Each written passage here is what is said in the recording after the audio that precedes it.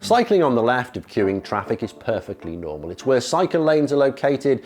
It's how guidance shows you're supposed to get to the advanced stop box for cyclists at traffic lights.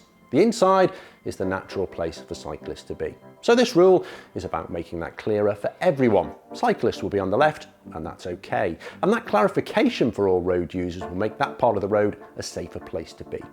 We need to start thinking about cycle lanes as a legitimate lane of traffic in its own right, like a bus lane. People don't turn in front of a bus in a bus lane, and the same should be true if you're in the cycle lane.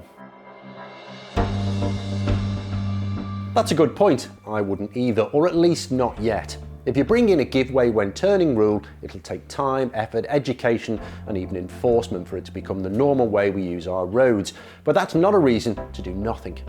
Every change has to start with the first step. Changing the highway code to make it clear who has priority is that first step, but it's not the only one that's going to be needed. This doesn't ask anything of drivers that a courteous driver doesn't do already. It just increases the pressure for people who aren't to treat each other properly. In fact, there are big benefits for drivers, which this campaign hopes to unlock.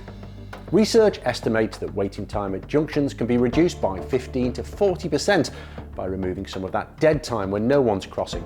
We've spoken to the RAC and the AA, and they're supportive of making junctions simpler and safer to use. They both naturally want to cut congestion and can see how this rule can help achieve that.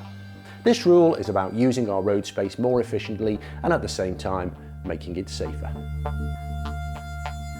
The Highway Code is a mixture of guidance and legislation. It may not be a go-to document for many people, but it is very influential. All new drivers must learn it to pass their driving test, the police use it to enforce the law, and the courts refer to it when deliberating, as it describes how our roads are supposed to be used.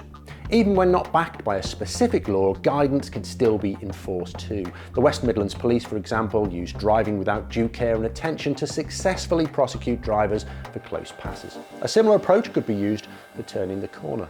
But one of the important reasons we're calling for this change is not just about behaviour, it's to help build better cycle lanes. Without a rule like this, for example, it's very difficult to build a cycle lane that carries on through a junction where, of course, it's most needed.